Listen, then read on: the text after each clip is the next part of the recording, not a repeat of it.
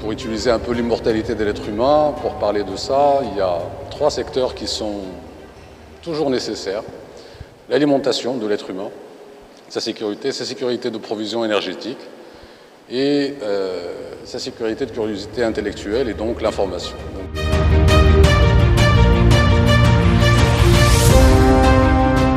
Et c'est la technologie en général qui impacte et impactera forcément les compétences de demain, dans la mesure où ces compétences seront appelées à s'adapter, à évoluer, ou bien ils seront dépassés et caducs.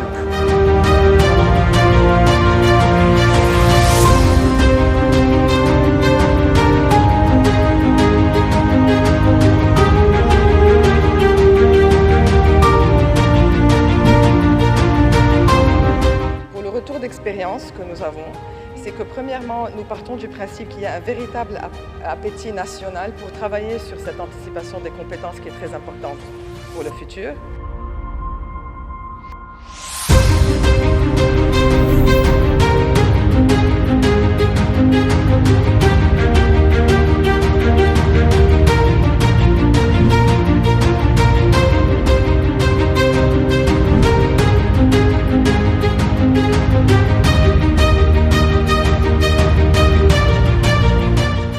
Accentué après Covid, avec des métiers qui ont été très touchés par le Covid, où les gens sont partis, en particulier dans l'hôtellerie-restauration, et qui aujourd'hui repartent à la hausse de manière très sensible.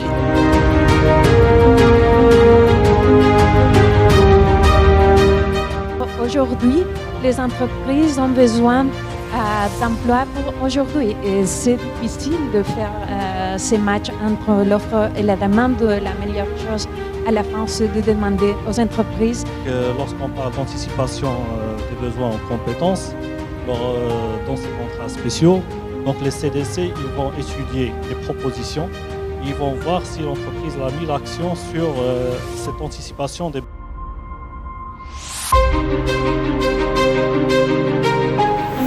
Le message commence à être clair, je crois. Un système efficace d'anticipation des besoins en compétences, ça dépasse les capacités d'une entité unique. La collaboration, la coordination, le partage d'informations entre acteurs institutionnels, privés, académiques, scientifiques, ce sont les clés pour faire ce travail de manière efficace.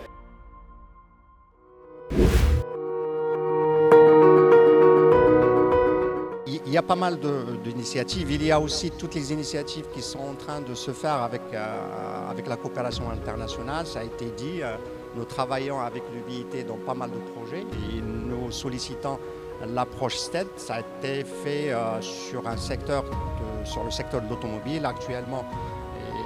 Le secteur de l'agro-industrie aussi se met à cette approche-là de STED. Le système de la formation professionnelle a adopté il y a plus de 2 décennies l'approche par compétences en tant que choix pédagogique et un mode de gouvernance qui privilégie l'implication accrue du partenaire privé.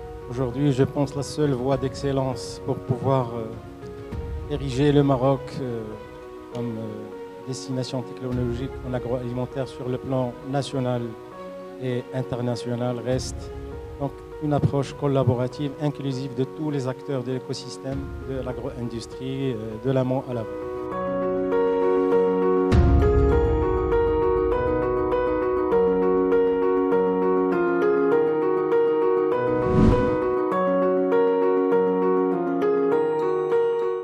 La stratégie Génération Green, c'est donner plusieurs objectifs. Et un des objectifs, c'est d'augmenter le rendement moyen par 50%.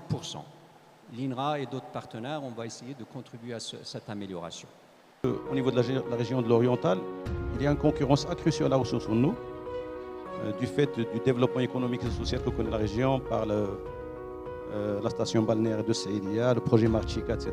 Donc les demandes en eau sont de plus en plus accrues alors que l'offre est en continuelle baisse.